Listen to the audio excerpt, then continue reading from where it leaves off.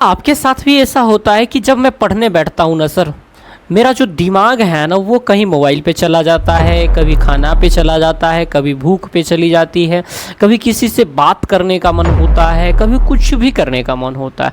कुल मिला के कहें तो आपकी जो कंसंट्रेशन है ना, आपकी जो फोकस है ना मेरे बच्चे, वो पढ़ाई पे नहीं लग पाता है। और ख़ास तौर से 10वीं बोर्ड जब आपका हो तो फोकस को बढ़ाना मेरे बच्चे ना बहुत ज़रूरी है। सोचो 10 साल की पढ़ाई को एक जगह एग्ज़ाम दे के तैयार करना है, तो मैं आज बताऊंगा आपको कि फोकस कैसे बढ़ानी है। मैं हूँ सौरभ, आप देख रहे हैं हमारा चैनल SKC मैथ, जहां हम बताते हैं आपको मैथ, साइंस, हिंदी सारी बोर्ड की तैयारी को आसान। आइए इस टिप्स को हम शुरू करते हैं। अभी मजा आएगा ना भिड़ो।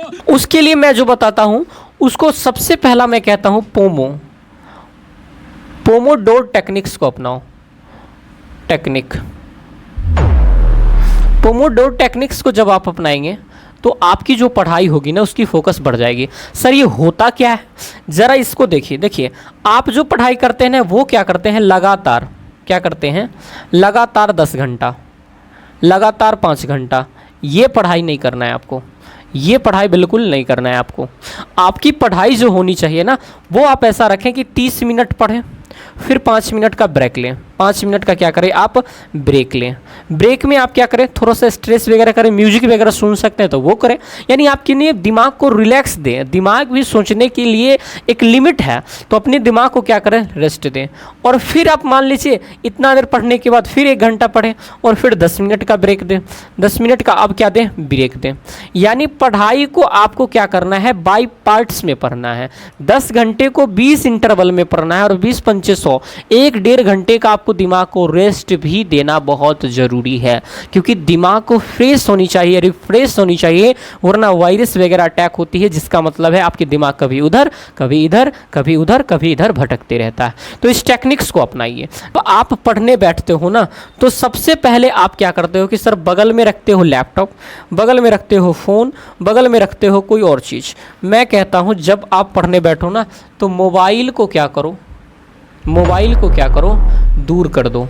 मोबाइल को तो सबसे पहले दूर करो, और हो सके तो इसे फ्लाइट मोड मार दो। क्या कर दो, फ्लाइट मोड मार दो। या इससे भी बेटर होगा कि मोबाइल को आप दूसरे कमरा में रख दें, मोबाइल को हटा दें, उस कमरे से ही हटा दें। इससे डिस्ट्रैक्शन बहुत दूर होती हैं। और एक दिन करेंगे ना तो आपके दिमाग उधर जाएगी, लेकिन 4-5 दिन जब मोबाइल को ऐसे हटाते रखेंगे तो आपकी डिस्ट्रैक्शंस पूरी ख़त्म हो जाएगी मेरे बच्चे।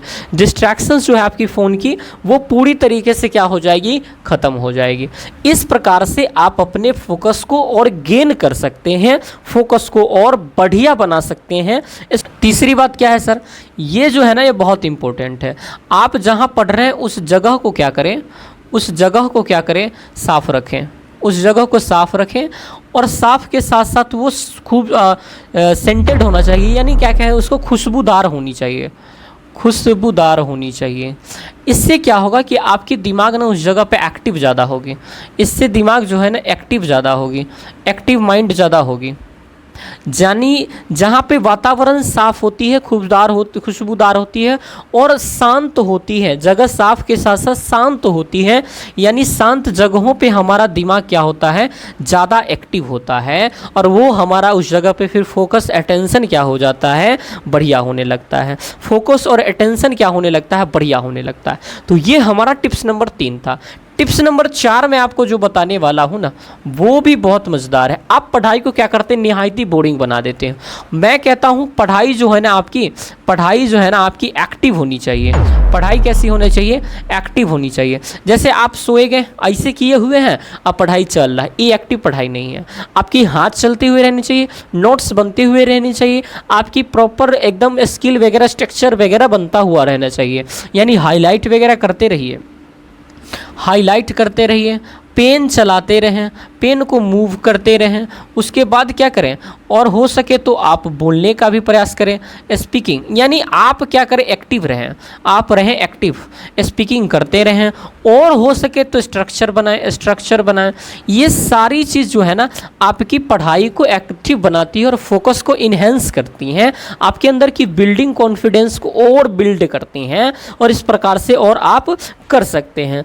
और लास्ट में सबसे अच्छा मैं जो बताऊंगा ना वो फोकस को बढ़ाने का एक ही जरिया है। जब आप पढ़ने जाते हैं और कुछ सोच के नहीं जाते ना, तो आपका दिमाग कहता है ये पढ़ लूँ, ये पढ़ लूँ, ये पढ़ लूँ, चलो ये पढ़ लेता हूँ, और आखिरकार वो 30 मिनट पढ़ते पढ़ते फुस हो जाता है। तो आप क्या करें, एक रियल रूटीन को तैयार करें। रियल रूटीन मैं क्यों बोल रहा हूँ सर, रियल रूटीन इसलिए कह रहा हूँ ना कि कुछ बच्चे ऐसे रूटीन तैयार करते हैं जिसको ब्रह्मा 2 दिन करे और तीसरा दिन ब्रह्मा भी सो जाए। बच्चे तो छोड़ दो, तो ऐसे रूटीन आपको नहीं तैयार करना है। जो हो सके उसी को तैयार करना और उसी को कंटिन्यू करना, कंसिस्टेंसी देना, फिर ये पढ़ाई आपके लिए बहुत असरदार हो जाएगी और फोकस आपकी बहुत बेहतर हो जाएगी। मैं कहता हूँ 1 महीना करके दिखाओ मुझे, और ये करके दिखाओ बेबी, ये करके दिखाओ, आपकी पढ़ाई का कंसंट्रेशन हाई हो जाएगी। कर देना भाई, छोटी सी प्रयास है, छोटा सा क्रिएटर हूँ, लेकिन आपकी सोच के लिए मुझे बहुत बहुत धन्यवाद। थैंक